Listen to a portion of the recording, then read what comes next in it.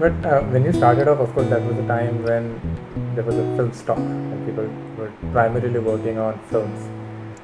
How has digital technology changed your day-to-day working style now? It has not actually. A lot is said about this digital technology. In my view, the fundamentals have not changed at all. And I still maintain that if you have, as a student, and if you're training and if you're in school, then the learning medium of film is still the best. Because look at it this way, that digital eventually set out to mimic film. Yeah. The benchmark was film. So till they were able to reach that benchmark of film, nobody, at least I was not using digital. The early digital image making was not up to the mark of film. So when we had film, why should you opt for something which is a lesser medium? So it's only when digital image making or image capture, as they call it, came to a level where it was able to mimic and or approximate the benchmark of film, is when we started using it for feature film work, for theatrical work, films that are shown in theaters. So for me, nothing in that sense has changed. It's just now that the machines, the technology shift is there, so you have to adapt to the new whatever the dictates of the technology are, how that data has to get stored in this thing. But the methodology and the discipline that you acquired while studying and working on film, all those things still apply. But because when I go to sets and I see many people complaining that the discipline has sort of lost when we were working on film and working on digital. I still turn the camera on and off like I would on a film camera and don't keep it rolling for endless takes. So I see it as an advantage today that if we have to do like a 3-minute take, then I don't have to think about stock running out in the magazine. So it's for me an advantageous tool. Some directors might now start thinking that we can shoot this every which way and we can do coverage with multiple cameras and let them all run for 10-15 minutes. I think it's a big waste of resource and energy, and your own energy, because it's not going to translate really well when you're cutting the film. So if you let the discipline of filmmaking go away because you have technology which can run amok, then you're asking for trouble for yourself. So in my view, if you maintain the same principles of filmmaking, even with the digital medium, you're still on a good ground. If you lose that, then you're on slippery ground. And if you think that digital is going to fix it for you, then again you're on slippery ground. So how much of a person, how much do you believe in current technology being so advantageous? And a lot of people do this, use this term especially when they say let's fix it in post, which is generally either VFX or DI. It's become a very important part of all our films. So there's no denying that. There's no running away from that. The fact is that we are shooting films knowing that there are certain tools available in digital post which will take care of these things. So as long as you're using them judiciously for the effect that you want to. For example, if there was set extension to be done and you actually were shooting on a set which you were able to scale down, then that's the advantage of digital technology. Otherwise, in the old days, you would have to build everything. So now okay, I don't have to build that because that's not really interactive with the actor, and it's just going to appear on the side of this thing. So it's easy for me to construct it, and I will not let the digital imagery be developed fully in digital post. So I'll give them some samples of the textures that were live on that set and say, okay, can we use these and replicate this? Then it becomes more organically interwoven.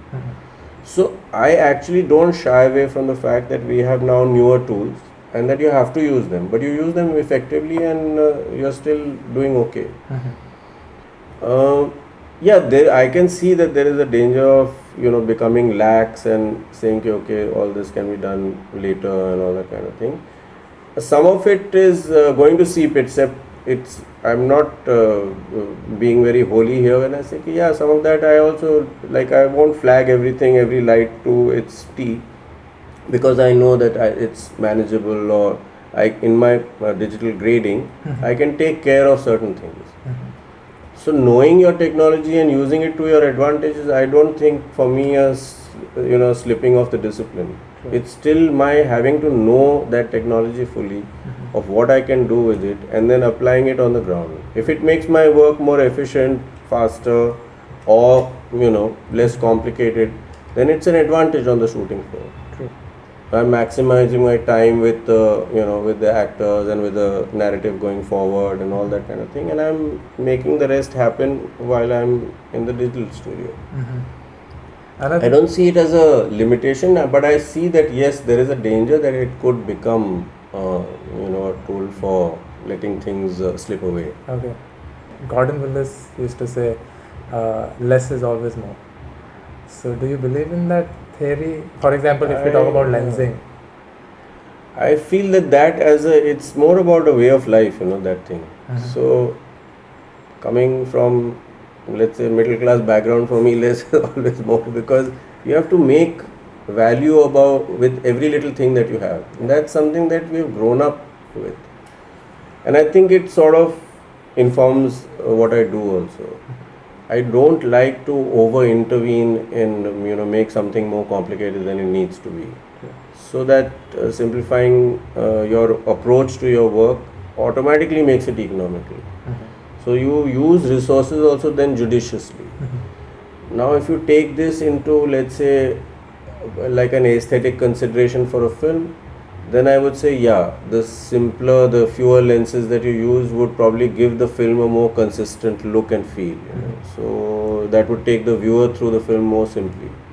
But what if you have an ostentatious film which is about, all kinds of, like a circus, let's say. And I'm not using it in a derogatory term. True. So you want to celebrate a few things, then you have to bring out those toys, So it's to do with the nature of the film, I would say.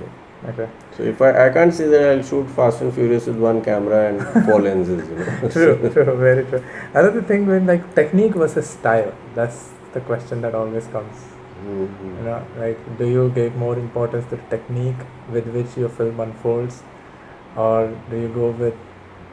No, that's a tough one, because it's actually it's a thin line, and you don't know whether you are on this side or that side till the film is really out. So if your work is sort of integrated into the film well, then it's about the style, and therefore it's about the personality of the film. And you've been able to invest it with some of that personality. And that's drawn from your own personality. So that's about your personal style. I'm not one of those who will try and impose either a style or a technique, some technique heavy things to make the film more impressive, because I feel that if it's not growing organically from within the material, then that imposition will always show up. So while people might say wow for the moment, but the film may not stay with them. So for me the flip is always better, but that flip also then sometimes if the film doesn't work, then all these things start to show up and then it sort of hasn't worked. So I try and cut back and thin out on all these what you would call technique or some high style statements and all that, and just stay close to the ground with the material, and then whatever that asks for. Some directorial side question, like on the set when you're shooting, how do you like your director to communicate to you, ideally speaking? Again, it's a very wide, because directors sometimes are coming from having studied film, sometimes from being writers, and now more and more there are all kinds of people entering into film direction, and I don't have a quarrel with either type. Because if you have something to say and want to really say it and say it well, then there's no quarrel. So if you are as a director dependent on your cinematographer to interpret and deliver things, and therefore rely on your editor also to put things together, I have no quarrel with that kind of person also. And as far as communication is concerned, it doesn't have to be, like I said, technical.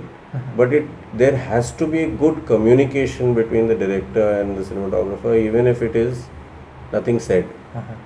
But the equation and the communication has to keep going. So sometimes if you work with the director and get on the same page really quickly, very little is said between the two of you. But that doesn't mean that there is no communication. In fact, sometimes it's a nod of the head, and sometimes it's a did it really work, and should we just move it here, and those little things sometimes change the shot, change the meaning of the shot, change the flow of the shot, and those things eventually will help the film. I mean, make the film better. So an equal communication between the director and the cinematographer. Not coming from some territorial position of I am the director of this film or I am the cinematographer, so I should have. I find territorial positions as far as filmmaking concerned very, very counterproductive.